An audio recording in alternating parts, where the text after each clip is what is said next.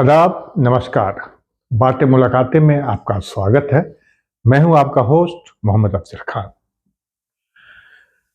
लता मंगेशकर, जिन्हें बुलबुले हिंद कहा जाता है, आज उनकी मौत को यानी गुजरे हुए 3 साल हो गए। 6 फरवरी 2022 को उनका इंतकाल हुआ था। वो उस वक्त 92 साल की थी। लता मंगेशकर हिंदी फिल्मों की सबसे सुंदर और सबसे सुरीली आवाज में गाने वाली स्वर कोकिला लता मंगेशकर को आज बिछड़े हुए हमसे 3 साल हो गए।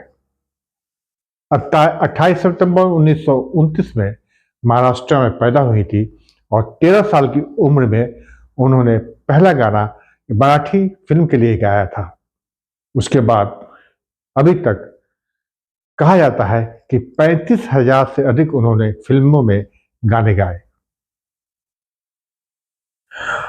और 6 फरवरी आज ही के दिन 2022 में इस दुनिया से दारे फानी से कूच कर गई। उनको इस कामयाबी के लिए भारत सरकार ने उन्हें भारत रत्न से सम्मानित किया। उसके अलावा पद्मश्री, पद्म भूषण, पद्म विभूषण और सभी अवार्ड उनको दिए गए। अवार्ड क्या, वो खुद एक बहुत बड़ा अवार्ड था। उनके नाम से अवार्ड लोगों को दिया जाता है।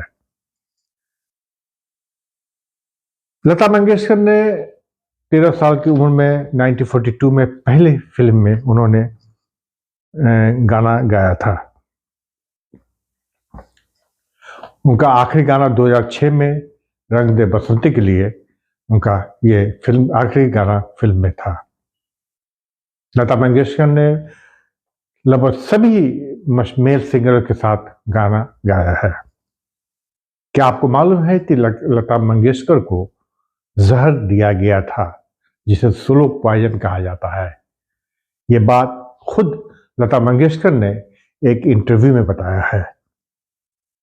पद्मा सचदेवा की बुक है ऐसा कहां से लाऊं, उसमें भी इस वाकये का जिक्र है।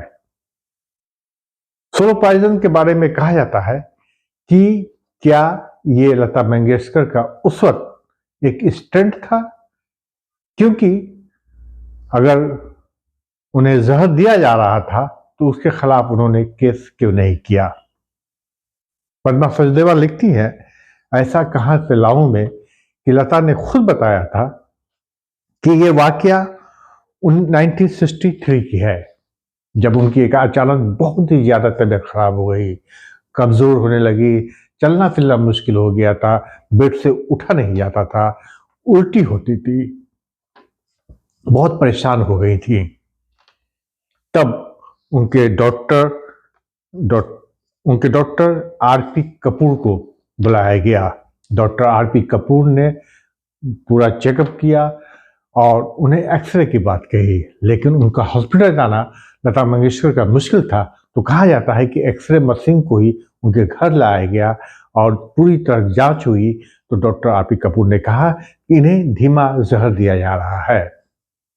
जब उनकी छोटी बहन उषा खन्ना को मालूम हुआ तो जो उस वक्त उनका बावर्ची था वो उसके पास गई और उसको नौकरी से निकाल दिया।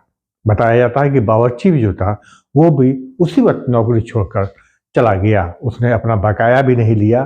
कहा जाता है कि किसी के इशारे पे, कहने के इशारे पे लता मंगेशकर को जहर दिया जा रहा था। लेकिन सवाल ये पैदा होता है कि आखिर वो बावर्ची कौन था? उस बावर्ची के बारे में कोई अता पता नहीं मिलता है। और बाद में उस लता मंगेशकर से जब पूछा गया कि आपने उनके खिलाफ रिपोर्ट क्यों नहीं किया, उनके खिलाफ आपने केस क्यों नहीं किया जो आपको जहर दिला रहे थे, तो उनका कहना था, लता मंगेशकर था, कि हमारे पास उनके खिलाफ कोई सबूत नहीं था, इसलिए उनके खिलाफ कोई एक्शन नहीं लिया गया। लेकिन और जो उस वक्त जो रिसाले निकलते थे तो उसमें कहा जा रहा था कि ये कहानी बनाई गई थी, फेक कहानी है। खैर जो भी हो, लता मंगेशकर के 1963 में बहुत ज़्यादा ही तबीयत खराब थी।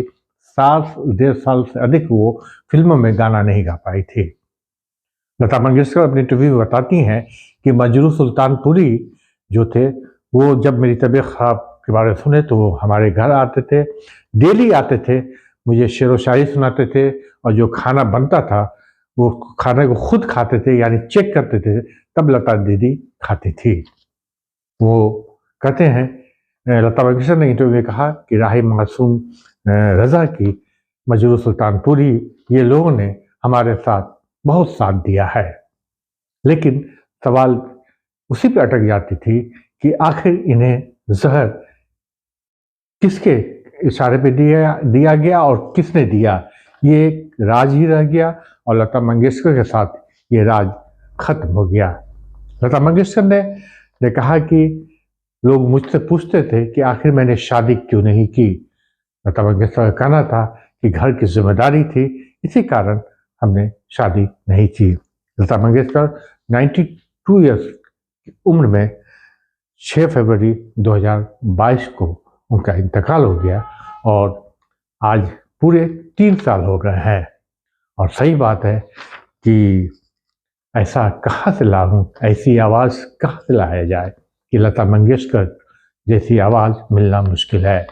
एक शेर लता दीदी के लिए कि इस गैरत नाहीद की हर तान है दीपक, इस गैरत नाहीद की हर तान है दीपक, शोला सा लपक जाए है आवाज़ को देखो।